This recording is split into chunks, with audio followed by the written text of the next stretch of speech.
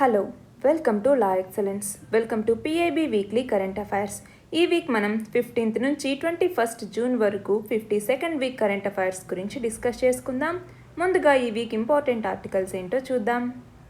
మొదటిది G7 summit గురించి, రెండవది డీప్ ఓషన్ మిషన్ గురించి, మూడవది ఇంటర్నేషనల్ యోగా డే గురించి, నాలుగవది కోవిడ్-19 ఫ్రంట్ లైన్ వర్కర్స్కి ఇచ్చేటటువంటి క్రాష్ కోర్స్ ప్రోగ్రామ్ గురించి, ఐదవది UN high level dialogue on land degradation గురించి, ఆరవది వివా టెక్ గురించి, ఏడవది జనరల్ ఎలక్షన్స్ అట్లాస్ గురించి, ఎనిమిదవది కిమిన్ పొతిన్ రోడ్ గురించి, తొమ్మిదవది రేవ్ దాందా పోర్ట్ గురించి, పదవది నేషనల్ మ్యారిటైమ్ హెరిటేజ్ కాంప్లెక్స్ గురించి, 11వది సంకల్ప్ సే సిద్ధి మిషన్ వందన్ గురించి, 12వది ఉమ్లింగ్ లా పాస్ గురించి, 13వది సీ లెవెల్ రైజ్ గురించి, 14వది INUNA 4 ఎక్సర్సైజ్ గురించి, అలాగే 15వది ADB లోన్ అంటే చెన్నై కన్యాకుమారి ఇండస్ట్రియల్ కారిడార్కి సంబంధించి, 16వది ఫుడ్ అండ్ అగ్రికల్చరల్ ఆర్గనైజేషన్ యొక్క 42nd సెషన్ గురించి, 17వది ఇండియా థాయిలాండ్ కోఆర్డినేటెడ్ పెట్రోల్ గురించి,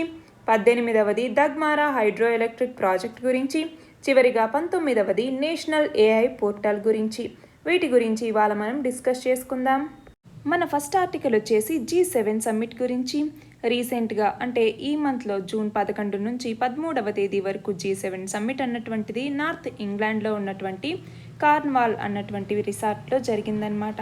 అయితే ఈ G7 సమ్మిట్కి సంబంధించి లీడింగ్ డెమోక్రసీస్ ఏవైతే ఉన్నాయో అవన్నీ యునైట్ అయ్యి వరల్డ్కి సంబంధించి B3W అంటాము, అంటే బిల్డ్ బ్యాక్ బెటర్ వరల్డ్ అన్నటువంటి పేరుతో, అంటే కరోనా వైరస్ నుంచి బయటికి రావటానికి, ప్రాస్పరస్ ఫ్యూచర్ వైపుగా వెళ్ళటానికి, గ్రీనర్ ఫ్యూచర్ వైపుగా వెళ్ళటానికి కృషి చేయాలి అన్నటువంటి ఆబ్జెక్టివ్తో ఈ G7 సమ్మిట్ అనేది జరిగింది. G7 లేదా గ్రూప్ ఆఫ్ 7. ఈ G7లో ఏమేం దేశాలు ఉన్నాయండి? ఒకటి వచ్చేసి కెనడా, రెండు వచ్చేసి ఫ్రాన్స్, మూడు వచ్చేసి జర్మనీ, నాలుగవది వచ్చేసి ఇటలీ, ఐదవది వచ్చేసి జపాన్, ఆరవది UK, ఏడవది United states of America USA అన్నటువంటివి ఇందులో భాగంగా ఉన్నాయి. ఇప్పుడు UK నుంచి బ్రిటన్ అన్నటువంటిది వైదొలిగింది. అయితే ఇవి కాకుండా సరే, అసలు ఈ G7 ఏదైతే ఉందో ఇది ఒక ఇంటర్ గవర్నమెంటల్ ఆర్గనైజేషన్గా 1975వ సంవత్సరంలో దీన్ని స్థాపించారు. దీనికి సంబంధించి ఏదైతే గ్లోబల్ ఎకనామిక్ గవర్నెన్స్కి సంబంధించి, ఇంటర్నేషనల్ సెక్యూరిటీకి సంబంధించి, ఎనర్జీ పాలసీస్కి సంబంధించి వీళ్ళు యాన్యువల్గా మీట్ అవుతూ ఉంటారనమాట. అయితే ఈ G7కి ఒక కాన్స్టిట్యూషన్ అంటూ లేదు, ఒక ఫిక్స్డ్ హెడ్ క్వార్టర్స్ కూడా లేదనమాట. డెసిషన్ అన్నటువంటిది ప్రతి యాన్యువల్ సమ్మిట్లో అందులో ఉన్నటువంటి లీడర్స్, అంటే అక్కడ ఉన్నటువంటి ఈ 7 కంట్రీస్ డెసిషన్స్ని తీసుకుంటూ ఉంటాయి. అయితే దీనికి సంబంధించి ఇప్పుడు ఈ G7 అన్నటువంటిది ఇప్పుడు G8 అన్నటువంటి పేరుతో చెప్తూ ఉన్నారు. అంటే 1997వ సంవత్సరంలో రష్యా అన్నటువంటిది జాయిన్ అయింది కాబట్టి దీన్ని G7 అండ్ G8 అనేసి పిలుస్తూ ఉన్నారనమాట. కాకపోతే పాపులర్గా G7 అనేసి అంటూ ఉంటాము. అయితే ఈ G7కి సంబంధించి ఈ కంట్రీస్ మాత్రమే కాకుండా మన ఇండియా, ఆస్ట్రేలియా, అలాగే సౌత్ కొరియా వీటిని కూడా ఇందులో పార్టిసిపేట్ చేయాలి, గెస్ట్ కంట్రీస్ అన్నటువంటి పేరుతో ఈ సమ్మిట్కి పిలవటం జరిగింది. అంటే యూకే అన్నటువంటిది P5 మెంబర్గా ఉంది. ఇది యునైటెడ్ నేషన్స్ సెక్యూరిటీ కౌన్సిల్లో కూడా మన ఇండియాకి పర్మనెంట్ సీట్ లభించాలి అన్నటువంటి విధంగా ఇది అంటే తన యొక్క సపోర్ట్ని మనకి ఇస్తూ ఉంది. అయితే ఇప్పుడు ప్రపోజ్డ్ సమ్మిట్ ఏదైతే ఉందో ఇది G7 సమ్మిట్లో ఫస్ట్ ఇన్ పర్సన్ అనమాట. ఆల్మోస్ట్ 2 yearsలో చూసుకుంటే ఇండియా అన్నటువంటిది ఫస్ట్ టైం 2019లో ఏదైతే 45th సమ్మిట్ అనేది జరిగిందో, ఎక్కడ జరిగింది ఇది? అప్పుడు ఫ్రాన్స్లో జరిగింది. ఆ ఫ్రాన్స్లో జరిగినటువంటి 45th సమ్మిట్లో స్ట్రాటజిక్ పార్ట్నర్షిప్ని డీపెన్ చేసుకోవాలి, ఇండియాని మేజర్ ఎకనామిక్ పవర్గా రికగ్నిషన్ ఇవ్వాలి అన్నటువంటి లక్ష్యంతో ఇండియా కూడా ఇందులో పార్టిసిపేట్ చేయటం జరిగింది. అంతేకాకుండా 2020లో USA హోస్ట్ చేసినటువంటి సమ్మిట్కి కూడా ఇండియాని ఇన్వైట్ చేయటం జరిగింది. కాకపోతే పాండమిక్ టైంలో అది సాధ్యపడలేదు. తర్వాత అంటే ఈ ఇండియా అన్నటువంటిది ప్రస్తుతం చూసుకుంటే క్లైమేట్ చేంజ్కి సంబంధించి రీసెంట్గా మన ప్రధాని నరేంద్ర మోదీ ఈ G7 సమ్మిట్లో క్లైమేట్ చేంజ్కి సంబంధించినటువంటి సెషన్లో మాట్లాడటం జరిగింది. అప్పుడు 1 Earth 1 Health అన్నటువంటి మెసేజ్ని వాళ్ళకి తీసుకెళ్లారు. అంటే ఏంటి? ఓల్ వరల్డ్కి కూడా ఒక ఎర్త్కి సంబంధించి ఒక హెల్త్ సిస్టమ్ అనేది ఉండాలి. ఇండియాకి సంబంధించి హోల్ ఆఫ్ సొసైటీ అప్రోచ్లో ఈ పాండమిక్ని ఎదుర్కోవాలి అంటే గవర్నమెంట్, ఇండస్ట్రీ, సివిల్ సొసైటీ వీళ్ళ యొక్క ఎఫర్ట్స్ అన్నీ కూడా ఇందులో పెట్టాలి అన్నట్టుగా చెప్తూ ఉన్నారు. అలాగే ఓపెన్ సోర్స్ డిజిటల్ టూల్స్కి సంబంధించి ఇండియా అన్నటువంటిది సక్సెస్ఫుల్గా వాటిని యూజ్ చేస్తోంది అన్నట్టుగా చెప్తూ ఉన్నారు. గ్లోబల్ యూనిటీ, లీడర్షిప్ మరియు సాలిడారిటీ అన్నటువంటివి అవసరం. ఈ వన్ ఎర్త్ వన్ హెల్త్ అన్నటువంటి దాని ద్వారా డెమోక్రటిక్ మరియు ట్రాన్స్పరెంట్ సొసైటీని బిల్డ్ చేసేటటువంటి రెస్పాన్సిబిలిటీ ఉంది అన్నట్టుగా చెప్పటం జరిగింది.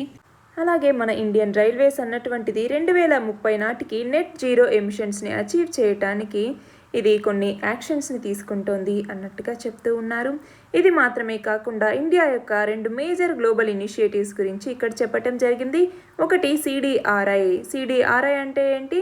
Coalition for disaster resilient infrastructure అంటాము. ఇంకొకటి ఐఎస్ఏ, ఇంటర్నేషనల్ సోలార్ అలియన్స్. వీటి ద్వారా మేము ఎఫెక్టివ్నెస్ని పెంచడానికి ట్రై చేస్తున్నాము అన్నట్టుగా మన ప్రధాని మోదీ చెప్పటం జరిగింది. మన నెక్స్ట్ ఆర్టికల్ వచ్చేసి రీసెంట్గా cabinet committee on economic affairs అన్నటువంటిది డీప్ ఓషన్ మిషన్కి సంబంధించి ఏదైతే మినిస్ట్రీ ఆఫ్ ఎర్త్ సైన్సెస్ అన్నటువంటిది ప్రపోజల్ ఇచ్చిందో దాన్ని అప్రూవ్ చేయటం జరిగింది. దానికి సంబంధించి డిఓఎం లేదా డీప్ ఓషన్ మిషన్కి సంబంధించినటువంటి బ్లూ ప్రింట్ ఏదైతే ఉందో దాన్ని 2018లోనే అన్వీల్ చేశారు. అలాగే ఇంతకు ముందే మినిస్ట్రీ ఆఫ్ ఎర్త్ సైన్సెస్ అన్నటువంటిది డ్రాఫ్ట్ బ్లూ ఎకానమీ పాలసీ అన్నటువంటి దాన్ని కూడా తీసుకురావటం జరిగింది. అయితే దీని కింద మొత్తం 4077 కోట్ల రూపాయలతో 5 సంవత్సరాల ఎక్స్పెండిచర్కి గాను వీటిని తీసుకురావటం జరిగింది. దీనిని ఫేజ్డ్ మేనర్లో ఇంప్లిమెంట్ చేస్తారు. అయితే 2021-24కి సంబంధించి 3 సంవత్సరాలకు గాను ఫస్ట్ ఫేజ్లో 2823.4 కోట్ల రూపాయలని ఖర్చు చేయబోతున్నారు. బ్లూ ఎకానమీని సపోర్ట్ చేసేటటువంటి విధంగా ఈ మిషన్ మోడ్ ప్రాజెక్ట్ని తీసుకురావటం జరిగింది. బ్లూ ఎకానమీ అంటే ఏంటి? ఏదైతే ఎకనామిక్ గ్రోత్కి సంబంధించి కానీ, లైవ్లీహుడ్స్కి సంబంధించి కానీ, జాబ్స్ క్రియేషన్లో కావచ్చు, ఓషన్ ఎకోసిస్టమ్ హెల్త్ని కాపాడటంలో వీటన్నింటిలోనూ ఓషన్ రిసోర్సెస్ని సస్టైనబుల్గా యూస్ చేసేటటువంటి ఒక ఎకానమీ పాలసీని బ్లూ ఎకానమీ అనేసి పిలుస్తూ ఉంటాము. ఈ టెక్నాలజీ అన్నటువంటిది ఏదైతే కొత్త కొత్త మిషన్స్ అంటే ఓన్లీ 5 కంట్రీస్లో మాత్రమే ఇలాంటి టెక్నాలజీ మరియు ఎక్స్పర్టైజ్ అనేటటువంటిది ఉంది. అవి యుఎస్, రష్యా, ఫ్రాన్స్, జపాన్ మరియు చైనా అన్నమాట. అయితే ఇప్పుడు ఇండియా అన్నటువంటిది 6th కంట్రీ ఇలాంటి టెక్నాలజీ ఉండటంతో. అయితే దీంట్లో కొన్ని మేజర్ కాంపోనెంట్స్ అనేవి ఉన్నాయి. ఒకటి వచ్చేసి ఏంటి? డీప్ సీ మైనింగ్కి సంబంధించి, మ్యాన్డ్ సబ్మర్సిబుల్స్కి సంబంధించి టెక్నాలజీస్ని డెవలప్ చేయటం. రెండవది వచ్చేసరికి ఓషన్ క్లైమేట్ చేంజ్ అడ్వైజరీ సర్వీసెస్కి సంబంధించి వాటిని డెవలప్ చేయటం.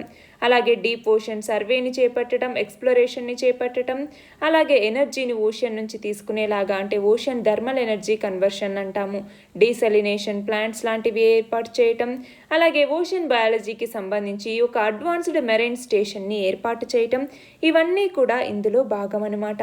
అంతేకాకుండా ఓషన్స్ మనం చూసుకుంటే మన గ్లోబ్లో దాదాపు 70% అనేటటువంటిది ఓషన్స్ కవర్ అయి ఉన్నాయి. దాదాపు 95% డీప్ ఓషన్ అన్నటువంటిది ఇప్పటికీ ఎక్స్ప్లోర్ చేయలేదు. ఇండియాకి 3 సైడ్స్ కూడా ఓషన్స్ ఉన్నాయి. అయితే 30% ఆఫ్ కంట్రీ పాపులేషన్ కోస్టల్ ఏరియాస్లోనే నివసిస్తూ ఉన్నారు. వీళ్ళకి మేజర్ ఎకనామిక్ ఫ్యాక్టర్ అన్నటువంటిది aquaculture, tourism, livelihoods, blue trade ఇవే ఉంటాయన్నమాట. అంతేకాకుండా ఇండియా అన్నటువంటిది 2019 ఫిబ్రవరిలో vision of new India by 2030 గుర్తుందా అండి? న్యూ ఇండియా బై 2030 అన్నటువంటి విజన్ ఏదైతే తీసుకొచ్చామో అందులో భాగంగా ఒక 10 కోర్ డైమెన్షన్స్ని తీసుకొచ్చారు గ్రోత్కి సంబంధించి. అందులో బ్లూ ఎకానమీ కూడా ఒకటనమాట. అయితే బ్లూ ఎకానమీకి సంబంధించి ఏమైనా ఇనిషియేటివ్స్ తీసుకొచ్చామా మనము అంటే భారత్ అన్నటువంటిది బ్లూ ఎకానమీని ప్రోత్సహించడానికి ఏమన్నా ఇనిషియేటివ్స్ తీసుకొచ్చిందా అంటే ఒకటి వచ్చేసి సాగర్ మాలా ప్రాజెక్ట్. మీకు గుర్తుందా? సాగర్ మాలా అన్నటువంటి ప్రాజెక్ట్ని తీసుకురావటం జరిగింది. దీని కింద పోర్ట్ లెడ్ డెవలప్మెంట్ని చేపడతారు. నెక్స్ట్ వచ్చేసి ఓ స్మార్ట్ అనేటటువంటి ఒక అంబ్రెల్లా స్కీమ్ని తీసుకురావటం జరిగింది. దీని కింద ఓషన్స్, మెరైన్ రిసోర్సెస్ వీటిని సస్టైనబుల్ డెవలప్మెంట్ వైపుగా తీసుకెళ్ళటానికి వాటిని రెగ్యులేట్ చేయటం అనమాట. దానికోసం ఓ స్మార్ట్ అన్నటువంటి స్కీమ్ని తీసుకొచ్చారు. అలాగే ఇంటిగ్రేటెడ్ కోస్టల్ జోన్ మేనేజ్మెంట్ అన్నటువంటి దాన్ని తీసుకొచ్చి దీని ద్వారా కోస్టల్ మరియు మెరైన్ రిసోర్సెస్కి సంబంధించిన కన్జర్వేషన్, అలాగే లైవ్లీహుడ్ ఆపర్చునిటీస్ని ఇంక్రీజ్ చేయటం కోస్టల్ కమ్యూనిటీస్లో ఉండే వాళ్ళకి, దానికోసం అలాగే నేషనల్ ఫిషరీస్ పాలసీ అన్నటువంటి దాన్ని తీసుకురావటం జరిగింది. బ్లూ గ్రోత్ ఇనిషియేటివ్ని ప్రమోట్ చేసేలాగా సస్టైనబుల్గా ఫిషరీస్ని యూటిలైజ్ చేసుకోవాలి, మెరైన్ అలాగే ఆక్వాటిక్ రిసోర్సెస్కి సంబంధించి వెల్త్ని గెయిన్ చేయాలి అన్నటువంటి లక్ష్యంతో నేషనల్ ఫిషరీస్ పాలసీ అన్నటువంటి దాన్ని తీసుకురావటం జరిగింది. అలాగే 2020వ సంవత్సరంలో India Norway task force on blue economy for sustainable development అన్నటువంటి దాన్ని తీసుకురావటం జరిగింది. దీని కింద 2 కంట్రీస్ కూడా, అంటే ఇండియా మరియు నార్వే 2 కంట్రీస్ కూడా జాయింట్గా ఇనిషియేటివ్స్ని చేపడతారు. మన నెక్స్ట్ ఆర్టికల్ వచ్చేసి ఇంటర్నేషనల్ యోగా డే ఎప్పుడు జరుపుకుంటాము? జూన్ 21వ తేదీని ఇంటర్నేషనల్ యోగా డేగా జరుపుకుంటాము. 2014వ సంవత్సరంలో మన ప్రధాని నరేంద్ర మోదీ ఇంటర్నేషనల్ యోగా డే అన్నటువంటిది జరపాలి అన్నటువంటి ఒక గుర్తింపుని, అంటే ఐక్యరాజ్య సమితికి ఈ ప్రపోజల్ తీసుకెళ్లటం జరిగింది. వెంటనే వితిన్ 90 డేస్లోనే ఆల్మోస్ట్ అన్ని దేశాలు దాదాపు 177 దేశాలు ఈ ప్రపోజల్కి ఓకే చేయటం జరిగింది. అప్పటి నుంచి కూడా మనము ఇంటర్నేషనల్ యోగా డేని ప్రతి సంవత్సరం నిర్వహిస్తూ ఉన్నాము. ఇది అంటే 2021కి సంబంధించి ఇది 7th ఇంటర్నేషనల్ యోగా డే అన్నమాట. ఈ ఇంటర్నేషనల్ యోగా డేని యునెస్కో అన్నటువంటిది ఇంటాంజిబుల్ కల్చరల్ హెరిటేజ్గా గుర్తించటం జరిగింది ఇండియాకి సంబంధించి. అయితే 2021 ఇంటర్నేషనల్ యోగా డే అన్నటువంటిది వర్చువల్ మీట్ ద్వారా జరుగుతుంది. అంటే యోగా అన్నటువంటిది మెంటల్ మరియు ఫిజికల్ వెల్ బీయింగ్కి సంబంధించి ఎంత ఇంపార్టెంట్ అన్నటువంటి దాని మీద వర్చువల్ మీట్ అన్నటువంటిది జరుగుతుంది. అయితే దీనికి సంబంధించి మినిస్ట్రీ ఆఫ్ ఆయుష్ అన్నటువంటిది నమస్తే యోగా అన్నటువంటి మొబైల్ యాప్ని ఈ ఇంటర్నేషనల్ యోగా డే సందర్భంగా తీసుకురావటం జరిగింది. ఈ సంవత్సరం అంటే 2021కి సంబంధించి ఈ సంవత్సరం థీమ్ అంటే ఏ ఇతివృత్తం లేదా నినాదం అంటాము, యోగా ఫర్ వెల్ బీయింగ్ అన్నటువంటిది ఈ సంవత్సరం యొక్క థీమ్ అన్నమాట. యోగా ఫర్ వెల్ బీయింగ్ అన్నటువంటి థీమ్తో ఈ సంవత్సరం ఇంటర్నేషనల్ యోగా డేని మనం జరుపుకున్నాము. మన నెక్స్ట్ ఆర్టికల్ వచ్చేసి COVID-19 ఫ్రంట్ లైన్ వర్కర్స్కి సంబంధించి ఒక కస్టమైజ్డ్ క్రాష్ కోర్స్ ప్రోగ్రామ్ని ప్రధాని మోదీ లాంచ్ చేయటం జరిగింది. దానికి సంబంధించిందనమాట ఇది. లాస్ట్ 7 ఇయర్స్లో దాదాపు ఫోకస్డ్ అప్రోచ్తో కొత్త ఎయిమ్స్ని, మెడికల్ కాలేజెస్ని, నర్సింగ్ కాలేజెస్ని తీసుకొచ్చాము అన్నట్టుగా ఇక్కడ చెప్తూ ఉన్నారు. అలాగే మన front line workers world's largest vaccine drive ఏదైతే మన భారతదేశంలో జరుగుతోందో దానికి చాలా హెల్ప్ చేయటం జరిగింది. అంతేకాకుండా ఆశా వర్కర్స్, ANM, అంగన్వాడీ, అలాగే హెల్త్ కేర్ వర్కర్స్ ఎవరైతే ఉన్నారో వాళ్ళందరూ కూడా COVID-19ని ఎదుర్కోవటంలో సమర్థవంతమైనటువంటి రోల్ని ప్లే చేశారు అన్నట్టుగా చెప్తున్నారు. అలాగే 45 ఇయర్స్ ఏజ్ లోపల ఉన్నటువంటి వాళ్ళు ఎవరైతే ఉన్నారో వాళ్ళు 45 ఇయర్స్ ప్లస్ ఉన్నటువంటి వాళ్ళు, ఏజ్ ఉన్నటువంటి వాళ్ళు అంటే 45 ప్లస్ ఉన్నటువంటి వాళ్ళతో సమానంగా వాళ్ళకి ఈక్వల్గా ట్రీట్మెంట్ అనేది అందుతుంది. వ్యాక్సినేషన్కి సంబంధించి వాళ్ళకి 18 ప్లస్ ఉన్నటువంటి వాళ్ళకి జూన్ 21 నుంచి కూడా వాళ్ళకి వ్యాక్సినేషన్ అనేది ప్రారంభమవుతోంది. రీసెంట్గా మోదీ చెప్పారు కదా అండి, 18 ప్లస్ ఉన్నటువంటి వాళ్ళకి వ్యాక్సినేషన్కి సంబంధించి మేమే వాళ్ళకి అందిస్తాము. 75% వ్యాక్సిన్స్ అన్నటువంటివి రాష్ట్రాలకి అందిస్తాము, అలాగే 25% ప్రైవేట్ హాస్పిటల్స్కి అందిస్తాము అన్నట్టుగా చెప్పారు కదా. దానికి సంబంధించి అలాగే 1,00,000 మంది ఫ్రంట్ లైన్ వర్కర్స్ని ఈ ఇనిషియేటివ్ కింద 2 నుంచి 3 నెలల లోపల వాళ్ళకి ట్రైనింగ్ అనేది ఇవ్వటం జరుగుతుంది. అలాగే కోవిడ్ వారియర్స్ని 26 స్టేట్స్లో ఉన్నటువంటి 111 సెంటర్స్లో 6 కస్టమైజ్డ్ జాబ్ రోల్స్లో వాళ్ళని ఉంచుతారు. స్కిల్ ఇండియా మిషన్ ద్వారా మన యూత్కి ప్రతి సంవత్సరం మిలియన్స్ ఆఫ్ యూత్కి ట్రైనింగ్స్ అనేవి ఇస్తూ ఉన్నారు. దీని కింద ల్యాక్స్ ఆఫ్ హెల్త్ వర్కర్స్ని ఈ పాండమిక్ టైంలో దీని కింద మేము ట్రైన్ చేస్తాము అన్నట్టుగా చెప్తున్నారు. మన నెక్స్ట్ ఆర్టికల్ వచ్చేసి United nations high level dialogue on land degradation. ఇందులో మన ప్రధాని నరేంద్ర మోదీ మాట్లాడటం జరిగింది. ఇందులో ఇండియా అన్నటువంటిది డిగ్రేడేషన్ ఇష్యూస్, ఏదైతే ల్యాండ్ డిగ్రేడేషన్ ఇష్యూస్ ఉన్నాయో వాటిని సాల్వ్ చేయటానికి ఒక సైంటిఫిక్ అప్రోచ్లో వెళ్తోంది అన్నట్టుగా చెప్పటం జరిగింది. అలాగే హ్యూమన్ యాక్టివిటీ ద్వారా ఏదైతే ల్యాండ్కి డ్యామేజ్ అన్నది వచ్చిందో ఆ డ్యామేజ్ని కవర్ చేయాల్సినటువంటి రెస్పాన్సిబిలిటీ కూడా మ్యాన్ కైండ్కి ఉంది. అలాగే మన యొక్క డ్యూటీ అన్నటువంటిది, అంటే ఫ్యూచర్ జనరేషన్కి హెల్తీ ప్లానెట్ని అందించటం మన యొక్క బాధ్యత. లాస్ట్ 10 ఇయర్స్లో దాదాపు 3 మిలియన్ హెక్టార్స్లో ఫారెస్ట్ కవర్ అనేటటువంటిది పెరిగింది. ఆల్మోస్ట్ 1/4 ఆఫ్ ద కంట్రీలో ఇప్పుడు టోటల్ ఏరియాలో ఫారెస్ట్ కవర్ అనేది ఉంది అన్నట్టుగా చెప్తున్నారు.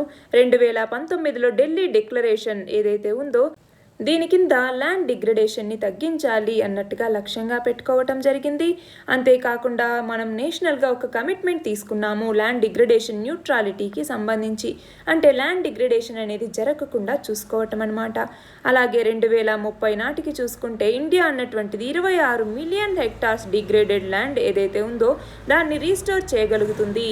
దాని ద్వారా 2.5 నుంచి 3 billion tons of CO2 additional carbon సింక్ని మేము అచీవ్ చేయగలము అన్నట్టుగా చెప్పటం జరిగింది. మన నెక్స్ట్ ఆర్టికల్ వచ్చేసి 5th ఎడిషన్ ఆఫ్ వివాటెక్ 2021కి సంబంధించి 5th ఎడిషన్ అనేది వివాటెక్కి సంబంధించి జరిగింది. వివాటెక్ అన్నటువంటిది one of the largest digital మరియు స్టార్టప్ ఈవెంట్స్ అనమాట యూరోప్లో. అది కూడా ప్యారిస్లో ప్రతి సంవత్సరం 2016వ సంవత్సరం నుంచి కూడా ఈ వివాటెక్ అన్నటువంటిది జరుగుతోంది. దీని కింద బెస్ట్ ఇన్నోవేషన్ యాక్టర్స్ ఎవరైతే ఉంటారో, అంటే బిజినెస్ ఫీల్డ్లో పాజిటివ్ చేంజ్ని తీసుకొచ్చినటువంటి వాళ్ళు ఎవరైతే ఉంటారో, అలాగే గ్లోబల్ క్యాటలిస్ట్గా పనిచేసినటువంటి వాళ్ళు, అంటే డిజిటల్ ట్రాన్స్ఫర్మేషన్కి సంబంధించి క్యాటలిస్ట్గా పనిచేసి గ్రోత్ని పెంచేటటువంటి ఉద్దేశంతో ఎవరైతే ఉంటారో వాళ్ళందరినీ ఒకచోట చేర్చడానికి ఈ వివాటెక్ అన్నటువంటిది ఉపయోగపడుతుంది. ఇందులో NGOs అలాగే నాట్ ఫర్ ప్రాఫిట్ ఆర్గనైజేషన్స్ ఇవన్నీ కూడా పార్టిసిపేట్ చేస్తాయన్నమాట. అంతేకాకుండా ఇందులో టెక్ ఎన్విరాన్మెంట్కి సంబంధించి, సొసైటీకి సంబంధించి, అలాగే వర్క్కి సంబంధించి, డెమోక్రసీకి సంబంధించి, ఎథిక్స్కి సంబంధించి టెక్నాలజీ అన్నటువంటిది ఎలా అడ్రస్ చేస్తుంది, అంటే ప్రస్తుత గ్లోబల్ ఛాలెంజెస్ని ఎలా ఎదుర్కోగలదు అన్నటువంటి దాని గురించి ఇది డెడికేటెడ్ ప్రోగ్రామ్గా జరుగుతుందన్నమాట. దీని కింద కలెక్టివ్ స్పిరిట్ మరియు హ్యూమన్ సెంట్రిక్ అప్రోచ్లో మన ప్లానెట్ ఫేస్ చేస్తున్నటువంటి ఛాలెంజెస్ని ఓవర్కమ్ చేయడానికి ఇక్కడ సొల్యూషన్స్ని వెతుకుతారు. అంతేకాకుండా హెల్త్ ఇన్ఫ్రాస్ట్రక్చర్ మరియు ఎకానమీస్కి సంబంధించి కంటిన్యూగా రిపేర్ అనేది ఉండాలి. ఈ పాండమిక్ అన్నటువంటిది మన యొక్క రెసిలియన్స్ని టెస్ట్ చేయటం మాత్రమే కాకుండా మన యొక్క ఇమాజినేషన్ని కూడా టెస్ట్ చేస్తోంది అన్నట్టుగా చెప్తూ ఉన్నారు. అంతేకాకుండా స్టార్టప్ కమ్యూనిటీ ఏదైతే ఉందో ఇది మన యొక్క ప్లానెట్ ఛాలెంజెస్ని సాల్వ్ చేయడానికి ముందుకు వెళ్ళాలి. స్టార్టప్ స్పేస్ అన్నటువంటిది యంగ్స్టర్సే డామినేట్ చేస్తూ ఉన్నారు. ఆ ప్లేస్ వల్ల ఆ గ్లోబల్ ట్రాన్స్ఫర్మేషన్ పవర్ అన్నటువంటిది వస్తోంది అన్నట్టుగా చెప్పటం జరిగింది. అలాగే మార్కెట్కి సంబంధించి ఇండియా అన్నటువంటిది మొత్తం 5 పిల్లర్స్తో ఉంది. అవి టాలెంట్, మార్కెట్, క్యాపిటల్, ఎకోసిస్టమ్ మరియు కల్చర్ ఆఫ్ ఓపెన్నెస్. ఇవన్నీ మా దగ్గర ఉన్నాయి కాబట్టి పెట్టుబడుల్ని ఆహ్వానించడానికి మేము ఇప్పుడు సిద్ధంగానే ఉంటాము అన్నట్టుగా చెప్పటం జరిగింది. అలాగే 2022 నాటికి ఇండియా యొక్క డిజిటల్ ఎకానమీ ఏదైతే ఉందో అది 1 ట్రిలియన్ని క్రాస్ చేస్తుంది అన్నట్టుగా చెప్పటం జరిగింది. ఇండియాలో one of the largest startup ecosystem అనేది ఉంది. సెవెరల్ యూనికార్న్స్ ఇక్కడ రీసెంట్ ఇయర్స్లో వస్తూ ఉన్నాయి అన్నట్టుగా చెప్పటం జరిగింది. అంతేకాకుండా ఇండియా అన్నటువంటిది ఇండియన్ టాలెంట్ పూల్ అనేది ఇక్కడ ఉంది. మొబైల్ ఫోన్ పెనట్రేషన్, అలాగే 775 మిలియన్ ఇంటర్నెట్ యూజర్స్ అనే వాళ్ళు ఉన్నారు. హైయెస్ట్ మరియు చీప్ డేటా కన్జంప్షన్ వరల్డ్లోనే మనం ఇండియాలోనే ఉంది. అలాగే సోషల్ మీడియాని కూడా హైయెస్ట్ యూజ్ చేసేటటువంటి దేశాల్లో మన భారతదేశం ఒకటి. మన దగ్గర state of the art innovation labs అనేవి ఉన్నాయి. దాదాపు 7,500 స్కూల్స్లో అటల్ ఇన్నోవేషన్ మిషన్ అన్నటువంటిది ఇప్పుడు తీసుకురావటం జరిగింది. అలాగే డిజిటల్ ఇండియా ప్రోగ్రామ్ అనేది తీసుకొచ్చారు. కామన్ సర్వీస్ సెంటర్ అన్నటువంటిది నేషనల్ ఈ గవర్నెన్స్ ప్రాజెక్ట్ కింద ఒక యాక్సెస్ పాయింట్గా క్రియేట్ చేయటం జరిగింది. అలాగే 12,000 రూరల్ పోస్ట్ ఆఫీస్ బ్రాంచెస్ ఏవైతే ఉన్నాయో వాటిని ఎలక్ట్రానిఫై చేయటం జరిగింది. అలాగే భీమ్ యాప్ అన్నటువంటిది డిజిటల్ పేమెంట్స్ కోసం తీసుకొచ్చారు. డిజిలాకర్ సర్వీస్ తీసుకొచ్చారు. ఇండియాస్ ఈ కామర్స్ మార్కెట్ని తీసుకురావటం జరిగింది. అలాగే ఇండియా యొక్క డిజిటల్ విలేజ్ అన్నటువంటి ఒక దాన్ని తీసుకొచ్చారు ఈ సర్వీసెస్కి సంబంధించి. ఇలా మన దగ్గర చాలా ఉన్నాయి. అంటే స్టార్టప్స్కి సంబంధించి ఆ యొక్క సిస్టమ్కి సంబంధించి ఇండియా అన్నటువంటిది అనువైనదిగా ఉంది అన్నట్టుగా చెప్పటం జరిగింది. మన నెక్స్ట్ ఆర్టికల్ వచ్చేసి atlas on general elections 2019 election commission of India అన్నటువంటిది 2019 ఎలక్షన్స్కి సంబంధించి ఒక అట్లాస్ని రిలీజ్ చేయటం జరిగింది. దీని కింద అన్ని డేటా మరియు స్టాటిస్టికల్ ఫిగర్స్ అన్నటువంటివి ఉన్నాయన్నమాట. ఈ అట్లాస్కి సంబంధించి 23 రాష్ట్రాలు మరియు కేంద్రపాలిత ప్రాంతాల్లో చూసుకుంటే మేల్ ఓటర్స్ కన్నా ఫిమేల్ ఓటర్సే ఎక్కువ మంది ఉన్నారు. ఈ 2019 జనరల్ ఎలక్షన్స్ అన్నటువంటిది మన ఇండియన్ ఎలక్షన్ హిస్టరీలోనే లోయెస్ట్ జెండర్ గ్యాప్ని విట్నెస్ చేసింది అన్నట్టుగా చెప్తూ ఉన్నారు.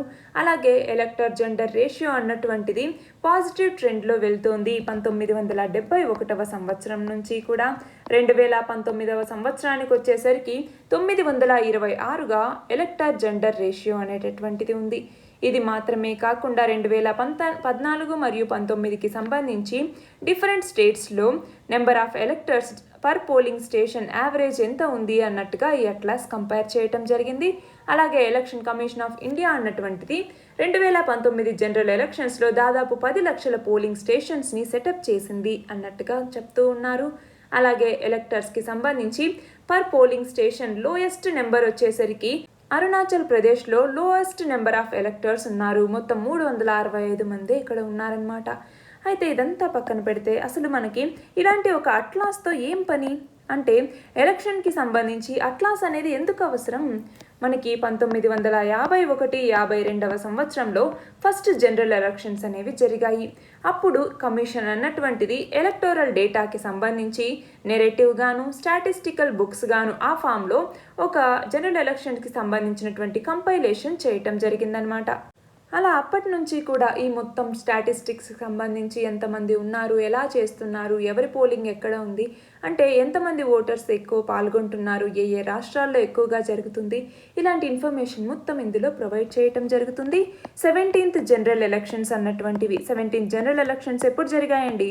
2019లో జరిగాయి. ఈ ఎలక్షన్స్ అన్నటువంటిది లార్జెస్ట్ డెమోక్రటిక్ ఎక్సర్సైజ్ అనమాట హ్యూమన్ హిస్టరీలోనే. దాదాపు 61.468 కోట్ల మంది ఓటర్స్ 10 లక్షల పోలింగ్ స్టేషన్స్లో దాదాపు 32 లక్షల స్క్వేర్ కిలోమీటర్లో స్ప్రెడ్ అయి ఉన్నటువంటి వీళ్ళందరూ కూడా ఎలక్షన్స్లో పాల్గొన్నారు అన్నట్టుగా 2019 అట్లాస్ చెప్తోంది. నెక్స్ట్ ఆర్టికల్ వచ్చేసి కిమిన్ పోటిన్ రోడ్ గురించి. ఇది డబల్ రోడ్ అన్నమాట. మొత్తం 20 కిలోమీటర్ల రోడ్, ఇది డబల్ లేన్ రోడ్. దీనిని బార్డర్స్ రోడ్ ఆర్గనైజేషన్ BRO అన్నటువంటిది దీన్ని కన్స్ట్రక్ట్ చేయటం జరిగింది. దీని ద్వారా అరుణాచల్ ప్రదేశ్లో ఒక ఇండస్ట్రియల్ బెల్ట్కి సంబంధించి బార్డర్ రోడ్స్ ఆర్గనైజేషన్ అన్నటువంటిది ఈ డబుల్ లేన్ 20 కిలోమీటర్ రోడ్ని కన్స్ట్రక్ట్ చేయటం జరిగింది. ఇది అస్సాంకి సంబంధించి లోవర్ సుబాన్సిరి డిస్ట్రిక్ట్ ఏదైతే ఉందో దీని యొక్క మెయిన్ ఆర్టరీకి ఈ రోడ్ అన్నటువంటిది కనెక్ట్ అవుతుంది. మన నెక్స్ట్ ఆర్టికల్ వచ్చేసి రేవదందా పోర్ట్ గురించి. రేవదందా పోర్ట్ అనేది ఎక్కడ ఉంది?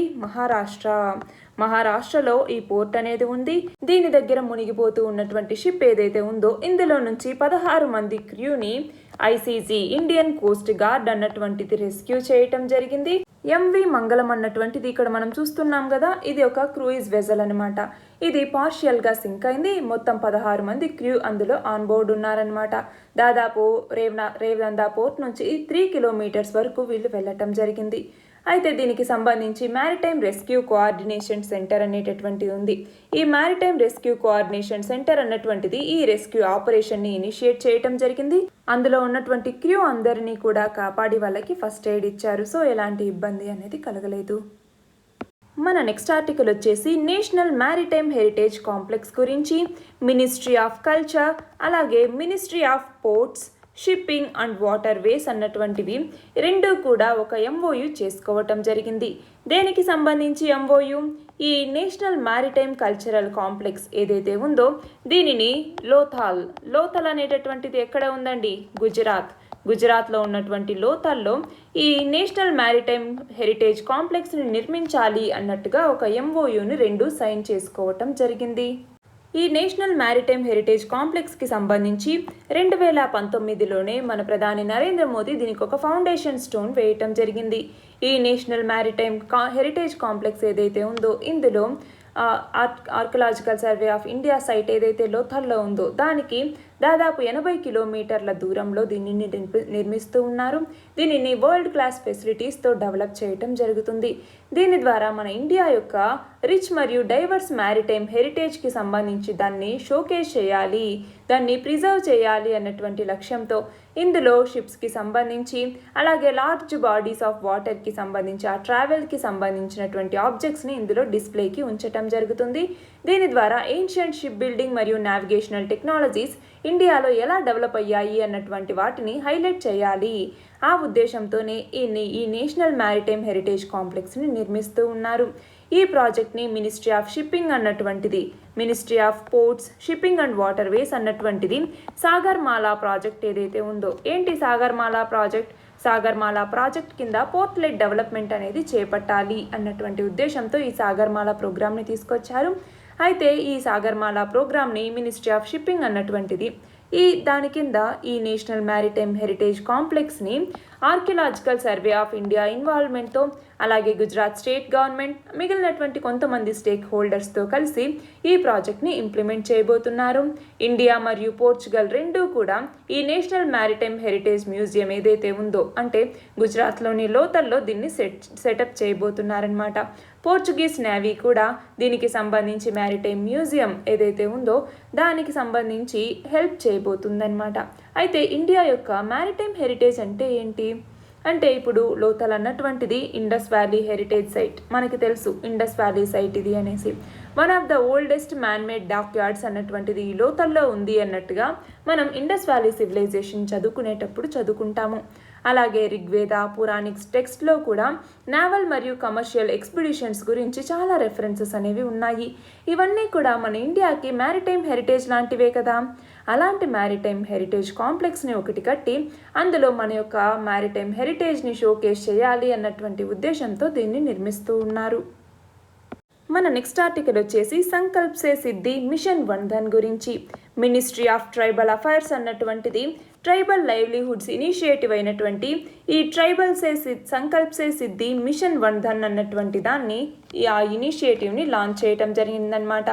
దీని కింద ట్రైఫెడ్ అన్నటువంటిది తన యొక్క ఆపరేషన్స్ ఏవైతే ఉన్నాయో వాటిని ఎక్స్పాండ్ చేయాలి.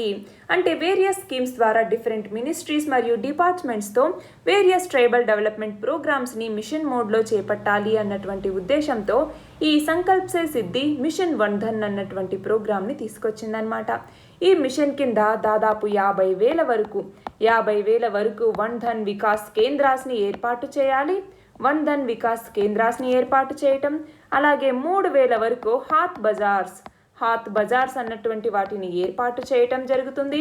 అలాగే 600 గోడౌన్లు, 200 మినీ ట్రై ఫుడ్ యూనిట్స్, అలాగే 100 కామన్ ఫెసిలిటీ సెంటర్స్ని, 100 ట్రై ఫుడ్ పార్క్స్ని, అలాగే 100 స్ఫూర్తి క్లస్టర్స్ని, 200 ట్రైబల్ ఇండియా రిటైల్ స్టోర్స్ని, ఈ-కామర్స్ ప్లాట్ఫామ్స్, అలాగే ట్రైబ్స్ ఇండియా బ్రాండ్స్, వీటన్నింటినీ కూడా ఎక్స్పాండ్ చేయాలి అన్నటువంటి టార్గెట్ని పెట్టుకోవటం జరిగింది. మన నెక్స్ట్ ఆర్టికల్ వచ్చేసి ఉమ్లింగ్లా పాస్ గురించి. రక్షణ మంత్రి Rajnath Singh first ever solo women motorcycle ఎక్స్పిడిషన్ని ఈ ఉమ్లింగ్లా పాస్ ఎక్కడ ఉంది? లదాఖ్లో ఉంది. ఇక్కడ ఫస్ట్ ఉమెన్ మోటార్ సైకిల్ ఎక్స్పిడిషన్ని ఫ్లాగ్ ఆఫ్ చేయటం జరిగింది. ఉమ్లింగ్లా పాస్ అన్నటువంటిది ఇక్కడ చూడండి 19,300 ఫీట్స్ హైలో ఉందన్నమాట. అంటే ఆల్టిట్యూడ్ అన్నది అంత ఎత్తులో ఉంది. కార్దుంగ్లా పాస్ కన్నా కూడా ఇది హయ్యెస్ట్లో ఉందన్నమాట. అంటే హయ్యెస్ట్ మోటారబుల్ రోడ్ అన్నటువంటిది, వరల్డ్లోనే హయ్యెస్ట్ మోటారబుల్ రోడ్ ఈ ఉమ్లింగ్లా పాస్ అన్నటువంటిది. ఈ రోడ్ ఏదైతే ఉందో దీనిని బార్డర్స్ రోడ్ ఆర్గనైజేషన్ అన్నటువంటిది, ఇక్కడ చూడండి బార్డర్స్ రోడ్ ఆర్గనైజేషన్ అన్నటువంటిది దీనిని ప్రాజెక్ట్ హిమాంక్లో భాగంగా ఈ రోడ్ ఏదైతే ఉందో దీన్ని కన్స్ట్రక్షన్ చేపట్టడం జరిగింది. ఉమ్లింగ్లా పాస్ అన్నటువంటిది దాదాపు 86 కిలోమీటర్ల డిస్టెన్స్తో, అంటే ఇది చిసుమ్లే అన్నటువంటి దాన్ని, అలాగే దెమ్చోక్ అన్నటువంటి 2 విలేజెస్ని ఇది కనెక్ట్ చేస్తుంది. ఈ 2 విలేజెస్ కూడా దాదాపు ఇండో చైనా బార్డర్ ప్రాక్సిమిటీలో ఈస్టర్న్ సెక్టార్స్లో ఈ 2 విలేజెస్ కూడా ఉంటాయి. మన నెక్స్ట్ ఆర్టికల్ వచ్చేసి సీ లెవెల్స్ రైజ్ గురించి. అంటే లక్షద్వీప్కి సంబంధించి రీసెంట్గా ఒక స్టడీ అన్నటువంటిది లక్షద్వీప్ ఐలాండ్కి చుట్టూ కూడా సీ లెవెల్స్ అన్నవి పెరుగుతూ ఉన్నాయి. దేనివల్ల? గ్లోబల్ వార్మింగ్ వల్ల. దీనివల్ల అక్కడ ప్రెజెంట్ కోస్ట్ లైన్లో దగ్గరగా ఉన్నటువంటి ఎయిర్పోర్ట్ మరియు రెసిడెన్షియల్ ఏరియాస్ని ఇది అఫెక్ట్ చేయొచ్చు అన్నట్టుగా ఈ స్టడీ చెప్పిందనమాట. మనం చూస్తే మన ఇండియాలో స్మాలెస్ట్ యూనియన్ టెరిటరీ ఏదైనా ఉంది అంటే అది లక్షద్వీపే అనమాట. తెలుసు కదా, స్మాలెస్ట్ యూటీగా లక్షద్వీప్ అన్నటువంటిది ఉంది. ఇది ఒక ఆర్కిపెలాగో, అంటే ఐలాండ్స్ అన్నీ కలిసి ఒక చోట ఉంటే దాన్ని మనం ఆర్కిపెలాగో అనేసి అంటాము. ఇందులో మొత్తం 36 ఐలాండ్స్ అనేవి ఉన్నాయి. మొత్తం 32 స్క్వేర్ కిలోమీటర్స్లో 32 స్క్వేర్ కిలోమీటర్స్లో ఈ ఐలాండ్ అన్నటువంటిది ఈ యూనియన్ టెరిటరీ అన్నటువంటిది విస్తరించి ఉంది. అయితే సీ లెవెల్ రైజ్ అంటే ఏంటి? వరల్డ్ ఓషన్స్లో క్లైమేట్ చేంజ్ వల్ల, ఎస్పెషల్గా గ్లోబల్ వార్మింగ్ ఇలాంటి వాటి వల్ల క్లైమేట్ చేంజ్ అన్నటువంటిది జరిగి ఓషన్ వాటర్ అన్నటువంటిది దాని యొక్క లెవెల్ అన్నటువంటిది పెరుగుతుంది. ప్రధానంగా థర్మల్ ఎక్స్పాన్షన్ వల్ల, గ్లేషియర్స్ మెల్టింగ్ వల్ల, అలాగే గ్రీన్లాండ్ అలాగే అంటార్కిటికాలో ఐస్ షీట్స్ ఏవైతే ఉన్నాయో అవి లాస్ అవ్వటం వల్ల ఈ వాటర్ లెవెల్ అన్నటువంటిది పెరుగుతూ వస్తుంది.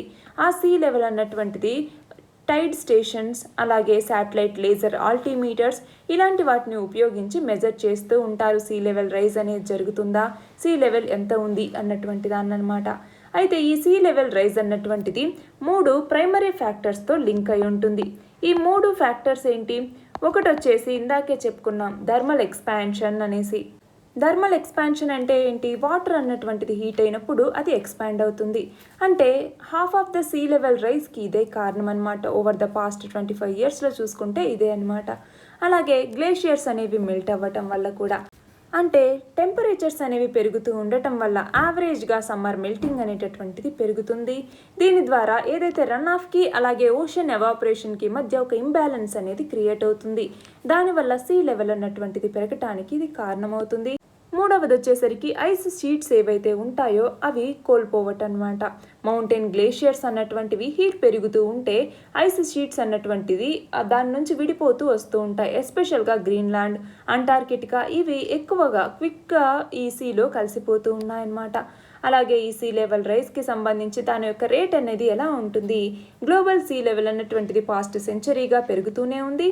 ఇది రీసెంట్ డికేడ్స్లో ఇంకా ఎక్కువగా ఉంది. 1880ల నుంచి చూసుకుంటే 2015వ సంవత్సరం వరకు 8.9 ఇంచెస్ సీ లెవెల్ అనేటటువంటిది పెరిగింది.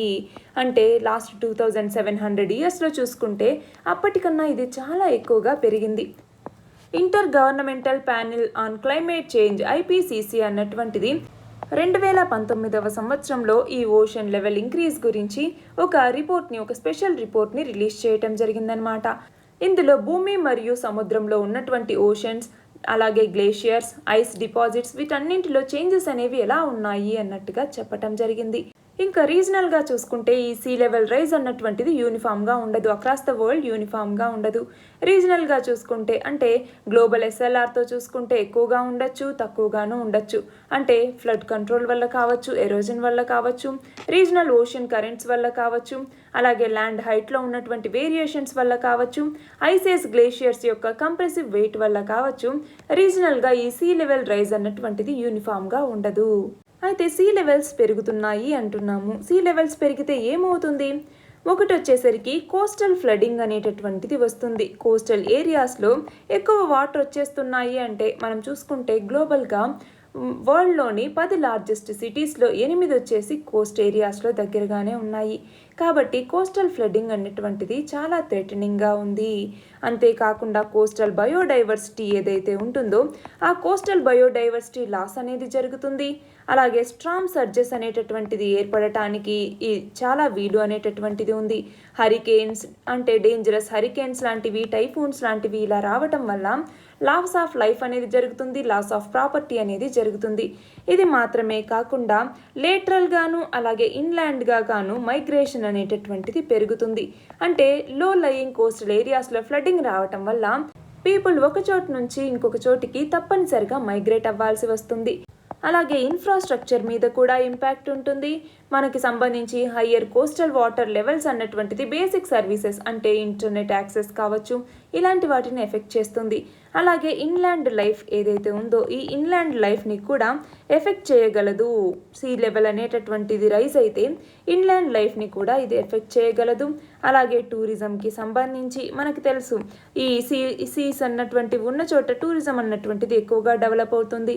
ఆ టూరిజంకి సంబంధించి అలాగే మిలిటరీ ప్రిపేర్డ్నెస్కి సంబంధించి కూడా సీ లెవెల్ రైజ్ అన్నటువంటిది ఎఫెక్ట్ చూపిస్తుంది. అయితే దీనికి సంబంధించి సీ లెవెల్ రైజ్కి సంబంధించి ఇండియా అన్నటువంటిది ఏమైనా ఎఫర్ట్ తీసుకుందా అన్నటువంటిది మనం చూస్తే ఒకటి వచ్చేసరికి కోస్టల్ రెగ్యులేషన్ జోన్స్ అన్నటువంటి వాటిని తీసుకురావటం. అంటే దీని ద్వారా ఏంటి సీ లెవెల్స్ అన్నటువంటివి పెరగకుండా గ్లోబల్ వార్మింగ్ వల్ల కోస్టల్ రెగ్యులేషన్ జోన్స్ని 1991వ సంవత్సరంలో డిక్లేర్ చేయటం జరిగింది. దీనికి సంబంధించి ఏదైతే హైటైడ్ లైన్కి సంబంధించి 500 మీటర్స్, అలాగే ల్యాండ్కి హైటైడ్కి మరియు లో టైడ్ లైన్కి సంబంధించినటువంటి ల్యాండ్ ఏదైతే ఉందో వీటికి సంబంధించి కొన్ని రెగ్యులేషన్స్ని తీసుకురావటం జరిగింది. ఇది మాత్రమే కాకుండా 2008వ సంవత్సరంలో కౌన్సిల్ ఆన్ క్లైమేట్ చేంజ్ అన్నటువంటిది national action plan on climate change NAPCC అన్నటువంటి దాన్ని తీసుకురావటం జరిగింది. దీని కింద పబ్లిక్, అలాగే గవర్నమెంట్కి సంబంధించిన different agencies, scientists, industries, communities వీళ్ళందరికీ కూడా క్లైమేట్ చేంజ్కి సంబంధించి సమర్థవంతంగా ఎలా ఎదుర్కోవాలి అన్నటువంటి అవేర్నెస్ని క్రియేట్ చేయడానికి ఈ national action plan on climate change అన్నటువంటి దాన్ని 2008వ సంవత్సరంలో లాంచ్ చేయటం జరిగింది. మన నెక్స్ట్ ఆర్టికల్ వచ్చేసి Indian navy European Union naval force exercise గురించి. రీసెంట్గా దీన్ని గల్ఫ్ ఆఫ్ ఎడెన్లో కండక్ట్ చేయటం జరిగింది. ఇండియన్ నేవీతో పాటు ఇటలీ, అలాగే స్పెయిన్, అలాగే ఫ్రాన్స్, ఈ 3 దేశాలకు చెందినటువంటి నేవల్ ఫోర్సెస్ కూడా ఇందులో పాలు పంచుకున్నాయి. ఈ నేవల్ ఎక్సర్సైజ్లో ఎయిర్ డిఫెన్స్, అలాగే anti submarine exercises, tactical manoeuvres, search and rescue operations, అలాగే మిగిలినటువంటి మ్యారిటైమ్ సెక్యూరిటీ ఆపరేషన్స్ అన్నింటినీ కూడా ఈ నేవల్ ఎక్సర్సైజ్లో భాగంగా చేపట్టడం జరిగింది. దీని ద్వారా ఏంటి, వార్ ఫైటింగ్ స్కిల్స్ అనేవి ఎలా ఉన్నాయి, వాళ్ళ యొక్క అబిలిటీ అనేది ఎలా ఉంది, దాని ద్వారా మ్యారిటైమ్ డొమైన్లో పీస్, సెక్యూరిటీ మరియు స్టెబిలిటీని ఎన్ష్యూర్ చేయాలి అన్నటువంటి ఉద్దేశంతో ఈ ఎక్సర్సైజ్ని కండక్ట్ చేయటం జరిగింది.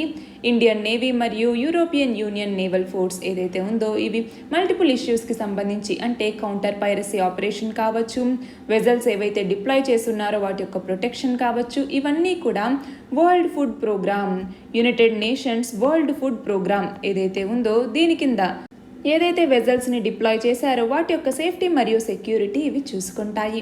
అంతేకాకుండా 2 నేవీస్ కూడా కలిసి ఒక షేర్డ్ అన్నటువంటి మీటింగ్స్, షేర్డ్ అంటే షేర్డ్ అవేర్నెస్ అండ్ డీకన్ఫ్లిక్షన్ అంటాము. ఈ షేర్డ్ అన్నటువంటి మీటింగ్స్ని యాన్యువల్గా కండక్ట్ చేసుకోవటానికి 2 నేవీస్ కూడా ఒప్పుకోవటం జరిగింది. ఈ షేర్డ్ అన్నటువంటిది ఒక international operational counter piracy platform అన్నమాట.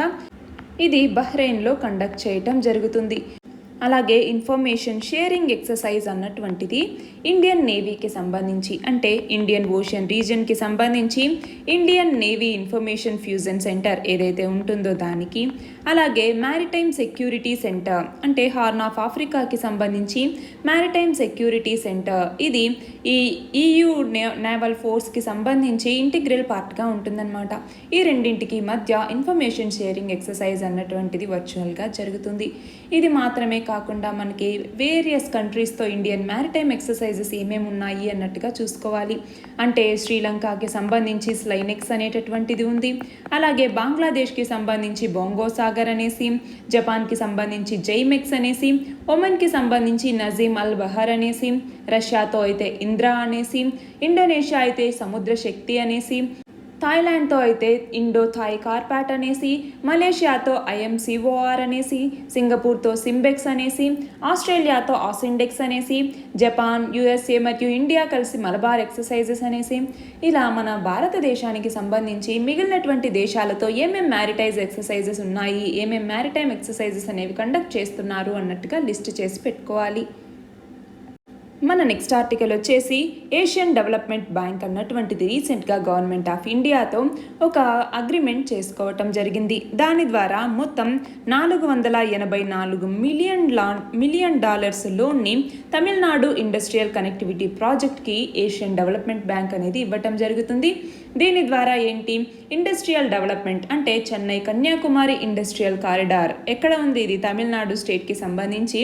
ఈ చెన్నై కన్యాకుమారి ఇండస్ట్రియల్ కారిడార్కి సంబంధించిన ఇండస్ట్రియల్ డెవలప్మెంట్ కోసం, అంటే అందులో ట్రాన్స్పోర్ట్, కనెక్టివిటీ లాంటి వాటిని ఇంప్రూవ్ చేయడం కోసం ఈ లోన్ అన్నటువంటిది ఉపయోగపడుతుంది.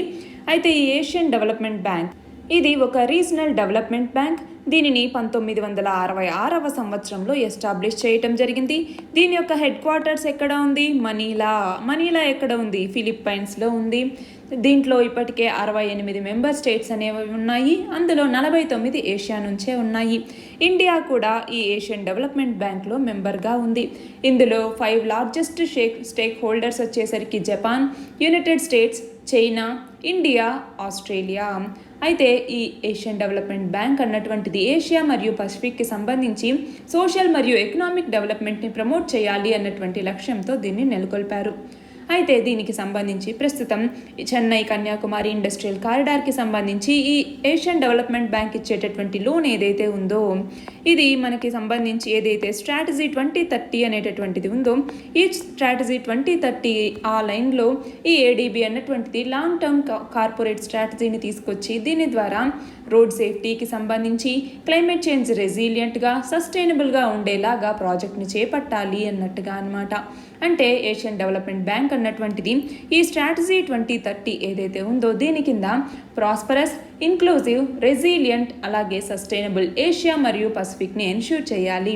దాని ద్వారా ఎక్స్ట్రీమ్ పావర్టీ ఏదైతే ఉందో దాన్ని రెడ్యూస్ చేయాలి అన్నట్టుగా లక్ష్యం పెట్టుకోవటం జరిగింది.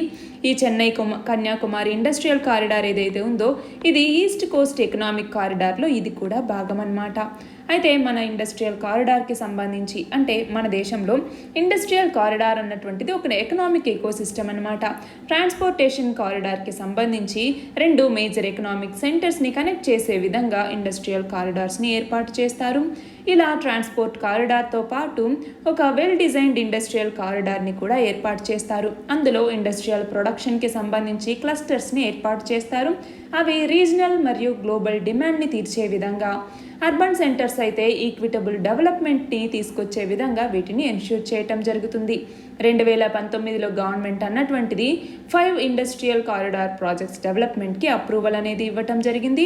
వీటన్నింటినీ కూడా ఎన్ఐసిడిఐటి ఏంటండి, national industrial corridor development and implementation trust అంటాము.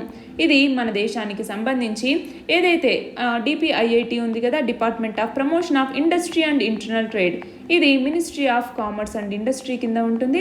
దీని కింద ఉండేటటువంటి ఒక అపెక్స్ బాడీని ఈ ఎన్ఐసిడిఐటి లేదా national industrial corridor development and implementation trust అంటాము. దీని కింద 5 ఇండస్ట్రియల్ కారిడార్ ప్రాజెక్ట్స్ అనేవి అప్రూవ్ అయ్యాయి అన్నట్టుగా చెప్పుకున్నాం కదా 2019లో. ఆ 5 ఇండస్ట్రియల్ కారిడార్స్ ఏంటి? ఒకటి వచ్చేసి ఢిల్లీ ముంబై ఇండస్ట్రియల్ కారిడార్, రెండవది వచ్చేసరికి అమృత్సర్ కోల్కతా ఇండస్ట్రియల్ కారిడార్, మూడవది వచ్చేసరికి చెన్నై బెంగళూరు ఇండస్ట్రియల్ కారిడార్, నాలుగవది వచ్చేసరికి ఈస్ట్ కోస్ట్ ఎకనామిక్ కారిడార్. ఇందులోనే వైజాగ్ చెన్నై ఇండస్ట్రియల్ కారిడార్ కూడా భాగంగా ఉంది. ఐదవది వచ్చేసరికి బెంగళూరు ముంబై ఇండస్ట్రియల్ కారిడార్. అయితే ఈ ఈస్ట్ కోస్ట్ ఎకనామిక్ కారిడార్ ఏదైతే ఉందో ఇందులో భాగంగానే వెస్ట్ బెంగాల్ నుంచి తమిళనాడు వరకు కూడా సౌత్ ఈస్ట్ మరియు ఈస్ట్ ఏషియాకి సంబంధించి ప్రొడక్షన్ నెట్వర్క్ని కనెక్ట్ చేయటం జరుగుతుంది. ఏడీబీ అన్నటువంటిది గవర్నమెంట్ ఆఫ్ ఇండియాతో ఈ ఈస్ట్ కోస్ట్ ఎకనామిక్ కారిడార్కి సంబంధించి దీన్ని డెవలప్ చేయడానికే పార్ట్నర్షిప్ తీసుకుందన్నమాట. దీని ద్వారా వెస్ట్ బెంగాల్, ఒడిషా, ఆంధ్రప్రదేశ్ మరియు తమిళనాడు ఇవన్నీ కూడా ఇందులో కనెక్ట్ అయి ఉంటాయి. ఇందులోనే వైజాగ్ టు చెన్నై సెగ్మెంట్ అనేది ఉంది. అలాగే ఈ వైజాగ్ టు చెన్నై సెగ్మెంట్ ఏదైతే ఉందో ఇది ఫస్ట్ కోస్టల్ ఎకనామిక్ కారిడార్ అనమాట మన ఇండియాలోనే. గోల్డెన్ క్వాడ్రిలేటర్కి సంబంధించి ఇది అలైన్ అయ్యింది. అంతేకాకుండా యాక్ట్ ఈస్ట్ పాలసీకి సంబంధించి ఒక క్రిటికల్ రోల్ ప్లే చేయడానికి కూడా ఇది ఉపయోగపడుతుంది. అయితే అసలు ఇండస్ట్రియల్ కారిడార్స్ అన్నాము. ఈ ఇండస్ట్రియల్ కారిడార్స్ అన్నటువంటివి ఎందుకు ఏర్పాటు చేయాలి అంటే వీటి యొక్క సిగ్నిఫికెన్స్ ఏంటి అనేసి మనం చూస్తే, ఒకటి వచ్చేసి ఎక్స్పోర్ట్స్ని ప్రమోట్ చేయడానికి వీలు అనేది కలుగుతుంది. రెండవది వచ్చేసరికి జాబ్ ఆపర్చునిటీస్, ఎంప్లాయ్మెంట్ అనేది కలుగుతుంది. మూడవది ఎన్విరాన్మెంటల్ సిగ్నిఫికెన్స్ అంటే ఏంటి, ఇండస్ట్రియల్ యూనిట్స్ని నెలకొల్పటం వల్ల అక్కడ ఏదైతే ఇండస్ట్రీస్ అన్నీ ఒక చోట అంటే ఒక పర్టికులర్ లొకేషన్లో కాన్సన్ట్రేట్ అయి ఉంటాయి కాబట్టి ఎన్విరాన్మెంట్ని తన యొక్క క్యారింగ్ కెపాసిటీ బియాండ్ లెవెల్లో ఎక్స్ప్లాయిట్ చేయలేదు. అంటే దాని ద్వారా ఎన్విరాన్మెంటల్ డిగ్రేడేషన్ అన్నటువంటిది ఎక్కువగా జరగదు అన్నట్టుగా అనమాట. ఇంకా నెక్స్ట్ వచ్చేసరికి సోషో ఎకనామిక్ సిగ్నిఫికెన్స్ కూడా ఉంది. అంటే ఏంటి, ఇండస్ట్రియల్ టౌన్షిప్స్ని ఏర్పాటు చేయటం, ఎడ్యుకేషనల్ ఇన్స్టిట్యూషన్స్, హాస్పిటల్స్ ఇలా వీటిని ఏర్పాటు చేయటం వల్ల సోషో ఎకనామిక్ సిగ్నిఫికెన్స్ కూడా వీటికి ఉంటుంది. మన నెక్స్ట్ ఆర్టికల్ వచ్చేసి 42nd session of food and agricultural organisations conference గురించి. రీసెంట్గా union minister of agriculture and farmers welfare ఈ కాన్ఫరెన్స్ని అడ్రస్ చేయటం జరిగింది. ఈ కాన్ఫరెన్స్ అన్నటువంటిది 2 సంవత్సరాలకు ఒకసారి జరుగుతుంది. దీనికి FAO food and agricultural organisation అన్నటువంటిది సుప్రీం గవర్నింగ్ బాడీ అనమాట. దీని కింద ఏంటి, ఏదైతే అంటే ఆ మెంబర్ కంట్రీస్ ఉంటారో ఫుడ్ మరియు అగ్రికల్చరల్ ఇష్యూస్కి సంబంధించి వాటి యొక్క ఆర్గనైజేషన్, వాటి యొక్క బడ్జెట్ అప్రూవల్, వాటికి సంబంధించినటువంటి పాలసీస్, అలాగే దానికి సంబంధించినటువంటి రికమెండేషన్స్ని ఇవ్వటం జరుగుతుంది. అయితే దీనికి సంబంధించి మన ఇండియాకి సంబంధించి మన ఇండియన్ యూనియన్ మినిస్టర్ పాల్గొన్నారు అనేసి చెప్పాం కదా. ఇందులో భాగంగా ఫుడ్ సెక్యూరిటీ అంటే పర్టికులర్గా చూసుకుంటే కోవిడ్-19 టైంలో ఫుడ్ సెక్యూరిటీకి సంబంధించి ఇండియా ఏమేమి ఎఫర్ట్స్ తీసుకుంది అనేసి చెప్పటం జరిగింది. దాని కింద ఏమేమి ఎఫర్ట్స్ తీసుకుందో చూద్దామా. ఒకటి వచ్చేసి ఫుడ్ గ్రెయిన్స్ యొక్క ప్రొడక్షన్ అనేది పెరిగింది. ఫుడ్ గ్రెయిన్స్ యొక్క ప్రొడక్షన్ అన్నటువంటిది పెంచాము, అంటే ఎక్కువ ప్రొడక్షన్ని చేపట్టాము, గ్లోబల్ ఫుడ్ సెక్యూరిటీని మేము కాంట్రిబ్యూట్ చేస్తున్నాము అన్నట్టుగా చెప్పటం జరిగింది. అలాగే కిసాన్ రైల్స్ అన్నటువంటి వాటిని స్టార్ట్ చేశాము అన్నట్టుగా చెప్పటం జరిగింది. అలాగే ప్రధానమంత్రి గరీబ్ కళ్యాణ్ ప్యాకేజ్ అన్నటువంటి దాన్ని తీసుకొచ్చాము. దీని ద్వారా ఫుడ్ గ్రెయిన్స్ని దాదాపు 810 మిలియన్ బెనిఫిషియరీస్కి దీన్ని డిస్ట్రిబ్యూట్ చేయటం జరిగింది. అంతేకాకుండా ఈ బెనిఫిట్స్ని మేము 2021 నవంబర్ వరకు కూడా ఎక్స్టెండ్ చేశాము అన్నట్టుగా చెప్పటం జరిగింది. అలాగే ప్రధానమంత్రి కిసాన్ అన్నటువంటి స్కీమ్ ఏదైతే ఉందో, అంటే ప్రధానమంత్రి కిసాన్ సమ్మాన్ నిధి యోజన అన్నటువంటి దాని కింద ఇప్పటికే 137,000 కోట్ల రూపాయలని దాదాపు 100 మిలియన్ ఫార్మర్స్ యొక్క అకౌంట్స్లో వేయటం జరిగింది అన్నట్టుగా చెప్పారనమాట. ఇది మాత్రమే కాకుండా అగ్రికల్చర్కి సంబంధించి ఏమేం స్కీమ్స్ తీసుకొచ్చాము, క్లైమేట్ చేంజ్కి సంబంధించి అగ్రికల్చర్కి సంబంధించి ఏమేం స్కీమ్స్ తీసుకొచ్చాము అన్నట్టుగా చెప్పారు. అవి ఏంటి, ఒకటి వచ్చేసి ప్రధానమంత్రి కృషి సించాయ్ యోజన అన్నటువంటి దాన్ని 2015లో లాంచ్ చేయటం జరిగింది. దీని కింద వాటర్ రిసోర్సెస్ యొక్క ఇష్యూస్ని అడ్రస్ చేయడానికి, అలాగే పర్ డ్రాప్ మోర్ క్రాప్ అన్నటువంటి ఒక పర్మనెంట్ సొల్యూషన్ని తీసుకొచ్చాము అన్నట్టుగా చెప్పారు. రెండవది వచ్చేసరికి గ్రీన్ ఇండియా అన్నటువంటి మిషన్ని తీసుకొచ్చాము అన్నట్టుగా చెప్పటం జరిగింది. 2014వ సంవత్సరంలో national action plan on climate change అన్నటువంటి దాని కింద ఈ గ్రీన్ ఇండియా మిషన్ అన్నటువంటి దాన్ని తీసుకురావటం జరిగింది. దీని కింద ఫారెస్ట్ కవర్ అనేటటువంటిది పెరగాలి, అంతేకాకుండా ఇండియాలో ఏవైతే ఫారెస్ట్ కవర్ అనేది తగ్గిపోతూ ఉందో దాన్ని ప్రొటెక్ట్ చేయటం, మళ్ళీ రీస్టోర్ చేయటం అన్నటువంటి ఆబ్జెక్టివ్తో ఈ గ్రీన్ ఇండియా మిషన్ని తీసుకొచ్చారు. అలాగే సాయిల్ హెల్త్ కార్డ్ అన్నటువంటి దాన్ని తీసుకొచ్చి క్లస్టర్ సాయిల్ శాంపిల్స్ని తీసుకోవటం, దాని ద్వారా ఫార్మర్స్కి ఆ ల్యాండ్ ఫర్టిలిటీ స్టేటస్ అనేది ఎలా ఉంది అన్నటువంటిది తెలియజేయటం జరుగుతుంది. అలాగే పరంపరాగత్ కృషి వికాస్ యోజన అన్నటువంటి దాన్ని తీసుకొచ్చారు. దీని కింద క్లైమేట్ స్మార్ట్ ప్రాక్టీసెస్ని మరియు టెక్నాలజీని అడాప్ట్ చేసుకుని మన Indian council of agricultural research మరియు స్టేట్ గవర్నమెంట్స్ అన్నటువంటిది దీన్ని ఎగ్జిక్యూట్ చేయటం జరుగుతుంది. అలాగే రెయిన్ ఫెడ్ ఏరియా డెవలప్మెంట్ అన్నటువంటి దాన్ని తీసుకొచ్చారు. దీని కింద ఇంటిగ్రేటెడ్ ఫ్యామిలీ సిస్టమ్ అన్నటువంటి దాన్ని తీసుకొచ్చి దాని ద్వారా క్లైమేట్ వేరియబిలిటీస్కి సంబంధించి వాటి యొక్క రిస్క్ ఏవైతే ఉన్నాయో వాటిని మినిమైజ్ చేసి ప్రొడక్టివిటీని ఎన్హాన్స్ చేయాలి అన్నటువంటి లక్ష్యంతో ఈ రెయిన్ ఫెడ్ ఏరియా డెవలప్మెంట్ అన్నటువంటి దాన్ని తీసుకొచ్చారు. అలాగే సబ్మిషన్ ఆన్ ఆగ్రో ఫారెస్ట్రీ అన్నటువంటి దాన్ని తీసుకొచ్చి దీని కింద మల్టీపర్పస్ ట్రీస్ అన్నింటినీ ఒక చోట చేర్చి దాని ద్వారా అగ్రికల్చర్ని క్లైమేట్ రెసిలియంట్గా చేయాలి, అలాగే ఫార్మర్స్కి అడిషనల్ ఇన్కమ్ అనేది వచ్చేలాగా చేయాలి. అంతేకాకుండా హెర్బల్ ఇండస్ట్రీ మరియు వుడ్ బేస్డ్ ఇండస్ట్రీస్ని ప్రమోట్ చేయాలి అన్నటువంటి ఉద్దేశంతో ఈ సబ్మిషన్ ఆన్ ఆగ్రో ఫారెస్ట్రీ అన్నటువంటి స్కీమ్ని తీసుకురావటం జరిగింది. అలాగే national mission on sustainable agriculture అన్నటువంటి దాన్ని తీసుకొచ్చారు. ఇది మాత్రమే కాకుండా mission organic value chain development for north east region అన్నటువంటి సెంట్రల్ సెక్టార్ స్కీమ్ని కూడా తీసుకురావటం జరిగింది. దీని కింద సర్టిఫైడ్ ఆర్గానిక్ ప్రొడక్షన్ని వాల్యూ చైన్ మోడ్లో డెవలప్ చేస్తారు. ఇది మాత్రమే కాకుండా మన దగ్గర ప్రైస్ సపోర్ట్ సిస్టమ్, అలాగే green revolution, white revolution, blue revolution, PDS ఇలాంటి స్కీమ్స్ ద్వారా మేము ఫుడ్ సెక్యూరిటీని ఎన్ష్యూర్ చేసేలాగా వర్క్ చేస్తున్నాము అన్నట్టుగా చెప్పటం జరిగింది. మన నెక్స్ట్ ఆర్టికల్ వచ్చేసి ఇండియా థాయిలాండ్ కోఆర్డినేటెడ్ పెట్రోల్ గురించి. రీసెంట్గా 31st edition of India Thailand coordinated patrol అన్నటువంటిది స్ట్రైట్ ఆఫ్ మలక్కా అంటే అండమాన్ సీకి దగ్గరలో రాయల్ థాయ్ నేవీకి అలాగే ఇండియన్ నేవీ ఇవి రెండు కలిసి ఈ పెట్రోల్లో పాలు పంచుకున్నాయి. ఇండియా థాయిలాండ్ రెండు కూడా ఈ కార్పెట్ని 2005వ సంవత్సరం నుంచి కూడా ఇంటర్నేషనల్ మ్యారిటైమ్ బౌండరీ లైన్ దగ్గర సంవత్సరానికి 2 సార్లు దీన్ని నిర్వహిస్తుంది. ఈ సంవత్సరానికి సంబంధించి ఐఎన్ఎస్ అంటే ఇండియన్ నేవల్ షిప్ అయినటువంటి సర్యూ దీనిని ఇండియన్ పెట్రోల్ వెజల్గా అంటే ఇండియన్ నేవల్ పెట్రోల్ వెజల్గా ఇండిజీనస్గా దీన్ని డెవలప్ చేశాము. అలాగే థాయిలాండ్కి సంబంధించినటువంటి హెచ్టిఎంఎస్ క్రాబీ ఇది ఆఫ్ షోర్ పెట్రోల్ వెజల్ అనమాట. ఈ రెండు కూడా ఈ పెట్రోల్లో పాలు పంచుకున్నాయి. దీని ద్వారా మన ఇండియన్ ఓషన్ అన్నటువంటిది కమర్షియల్ షిప్పింగ్కి సంబంధించి ఇంటర్నేషనల్ ట్రేడ్కి సంబంధించి సేఫ్గా మరియు సెక్యూర్గా ఉండాలి దాన్ని ఎన్ష్యూర్ చేసేందుకే ఈ పెట్రోల్ని నిర్వహించటం జరిగింది. అంతేకాకుండా యునైటెడ్ నేషన్స్ యొక్క convention on law of sea UNCLOS అనేటటువంటిది ఉంది. ఈ అన్క్లాజ్ ఏదైతే ఉందో దీనిని ఖచ్చితంగా పాటించేలాగా దాని యొక్క ఎఫెక్టివ్ ఇంప్లిమెంటేషన్ జరిగేలాగా ఈ పెట్రోల్ అనేది జరిగింది. అంతేకాకుండా మన ఇండియా యొక్క సాగర్ విజన్ ఏదైతే ఉందో సాగర్ అంటే ఏంటండి security and growth for all in the region అన్నటువంటి మన గవర్నమెంట్ విజన్ ఏవైతే ఉందో దానిని దృష్టిలో పెట్టుకొని మన ఇండియన్ నేవీ అన్నటువంటిది మిగిలినటువంటి కంట్రీస్లో అంటే మన ఇండియన్ ఓషన్ రీజియన్కి సంబంధించి మిగిలినటువంటి కంట్రీస్తో అసిస్ట్ అవుతూ ఉంది. ఇందులో భాగంగానే exclusive economic zone EEZ surveillance అలాగే humanitarian assistance and disaster relief అలాగే మిగిలినటువంటి capacity building capacity enhancement activities ఇలాంటివన్నీ కూడా చేపడుతూ ఉంది. ఇండియాకి మరియు థాయిలాండ్కి సంబంధించి ఏమేం మిలిటరీ ఎక్సర్సైజెస్ అనేవి ఉన్నాయి. ఆర్మీకి సంబంధించి ఎక్సర్సైజ్ మైత్రి అనేసి ఎయిర్ ఫోర్స్కి సంబంధించి ఎక్సర్సైజ్ సియాం భారత్ అన్నటువంటివి ఇండియాకి మరియు థాయిలాండ్కి మధ్య జరిగేటటువంటి మిలిటరీ ఎక్సర్సైజెస్. మన నెక్స్ట్ ఆర్టికల్ వచ్చేసి దగ్మారా హైడ్రో ఎలక్ట్రిక్ ప్రాజెక్ట్ గురించి. రీసెంట్గా ఒక ఎంఓయు అన్నటువంటిది కుదిరిందనమాట. ఎవరెవరికి?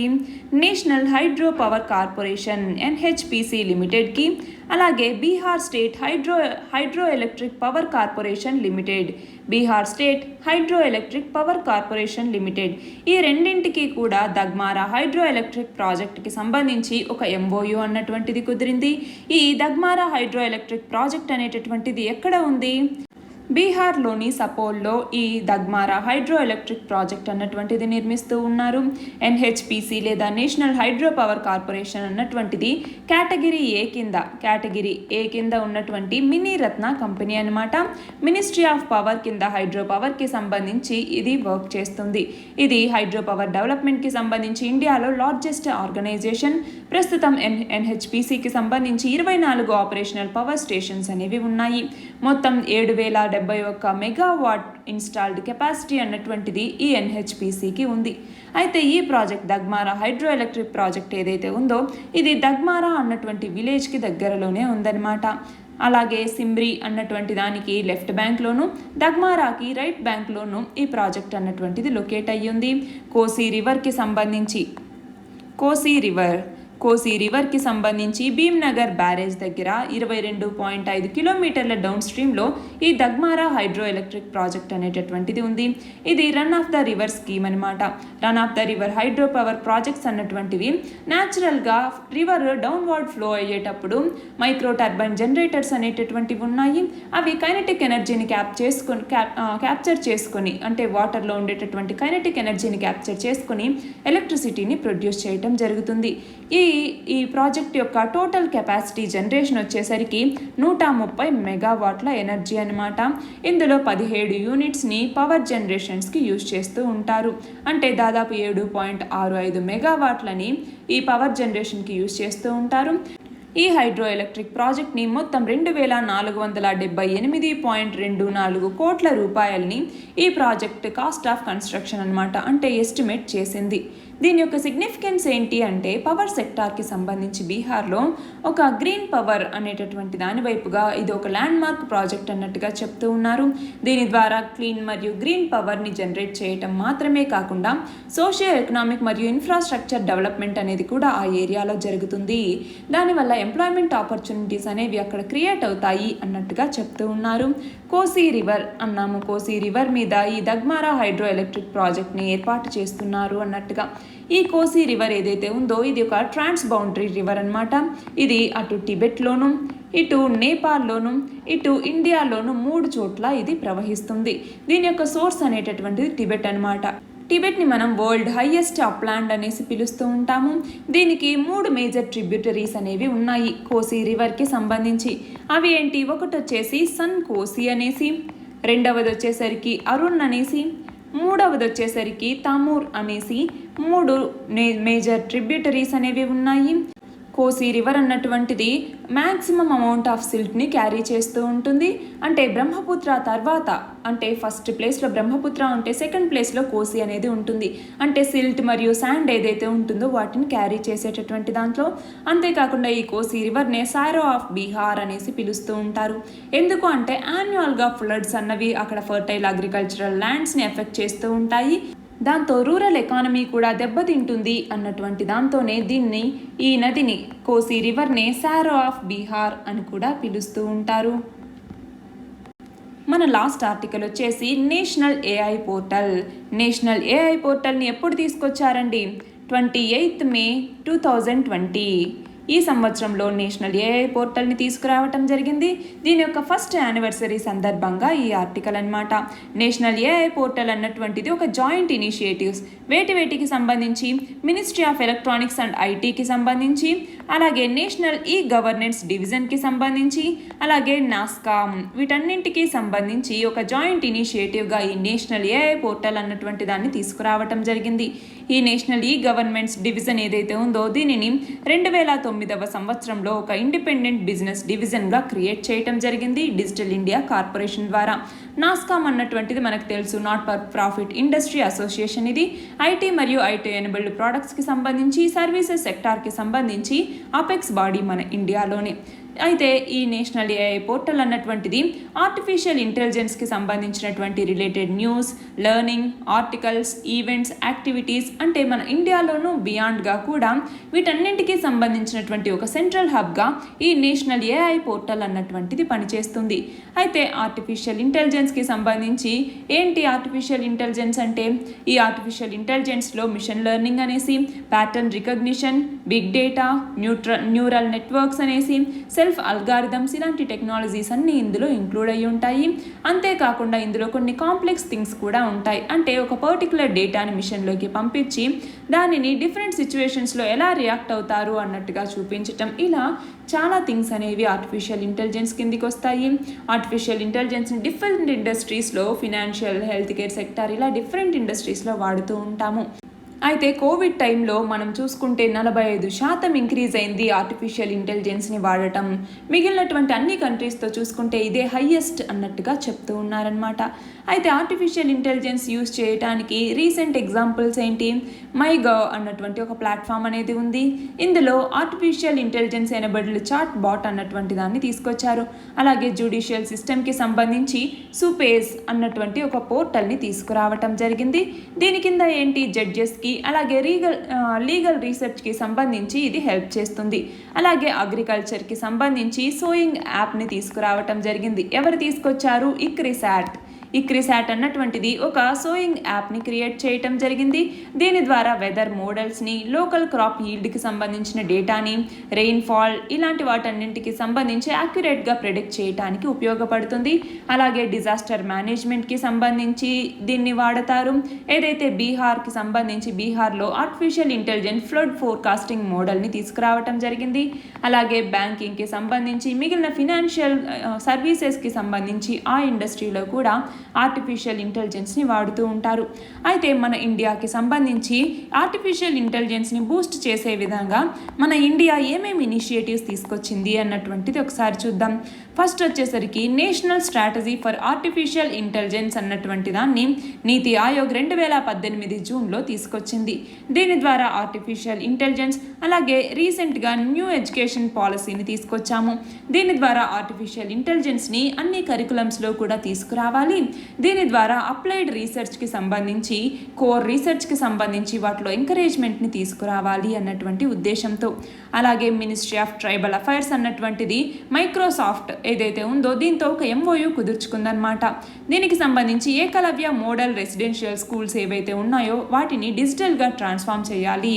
అలాగే ఆశ్రమ్ స్కూల్స్ ఇలాంటివన్నీ కూడా, అంటే మినిస్ట్రీ ఆఫ్ ట్రైబల్ అఫైర్స్ కింద ఉన్నటువంటి అన్ని స్కూల్స్లో కూడా అన్నింటిలో కూడా డిజిటల్ ట్రాన్స్ఫర్మేషన్ తీసుకురావటానికి మైక్రోసాఫ్ట్తో ఒక ఒప్పందం కుదుర్చుకుంది. ఇది మాత్రమే కాకుండా USIAI అంటాము, అంటే US India artificial intelligence initiative అన్నటువంటి దాన్ని లాంచ్ చేయటం జరిగింది.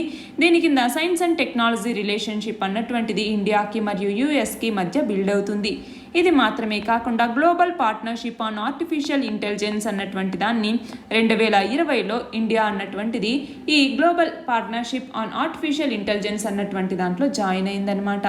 దీని కింద ఆర్టిఫిషియల్ ఇంటెలిజెన్స్ యొక్క యూజ్కి సంబంధించి హ్యూమన్ సెంట్రిక్ డెవలప్మెంట్ అనేది ఉండాలి, దానికి మనం రెస్పాన్సిబుల్గా ఉండాలి అన్నటువంటి ఉద్దేశంతో దానికి సపోర్ట్ ఇవ్వటానికి ఇండియా కూడా ఈ global partnership on artificial intelligence అన్నటువంటి దాంట్లో ఫౌండింగ్ మెంబర్గా ఉంది. ఇది మాత్రమే కాకుండా రైజ్ 2020 గురించి మనం చదువుకున్నాం. ఏంటండి responsible artificial intelligence for social empowerment 2020 అన్నటువంటిది ఒక మెగా వర్చువల్ సమ్మిట్. దీనిని నీతి ఆయోగ్ అలాగే మేటీ ఈ రెండు కలిసి దీన్ని కండక్ట్ చేయటం జరిగింది. అలాగే దీని తర్వాత రెస్పాన్సిబుల్ AI ఫర్ యూత్ అన్నటువంటి ఒక ప్రోగ్రామ్ని తీసుకొచ్చారు. దీని కింద ఇండియన్ యూత్ ఎవరైతే ఉంటారో వాళ్ళకి ఈక్వల్ ఆపర్చునిటీస్ని ప్రొవైడ్ చేయాలి. అంటే ఇటు అర్బన్ ఏరియాస్లో కావచ్చు, రూరల్ ఏరియాస్లో కావచ్చు, రిమోట్ కార్నర్స్లో కావచ్చు, హ్యూమన్ సెంట్రిక్ డిజైనర్స్ని క్రియేట్ చేయాలి. వాటి ద్వారా రియల్ ఆర్టిఫిషియల్ ఇంటెలిజెన్స్ సొల్యూషన్స్ని క్రియేట్ చేయాలి. దానివల్ల ఎకనామిక్ మరియు సోషల్ ఇంపాక్ట్ ఇష్యూస్ ఏవైతే ఉన్నాయో మన ఇండియాలో వాటిని రిజాల్వ్ చేయాలి అన్నటువంటి ఉద్దేశంతో రెస్పాన్సిబుల్ AI ఫర్ యూత్ అన్నటువంటి ప్రోగ్రామ్ని కండక్ట్ చేస్తున్నారు. ఇవన్నీ కూడా మన దేశంలో ఆర్టిఫిషియల్ ఇంటెలిజెన్స్ని ప్రమోట్ చేయడానికి గవర్నమెంట్ తీసుకొచ్చినటువంటి initiatives. All the very best and thank you very much.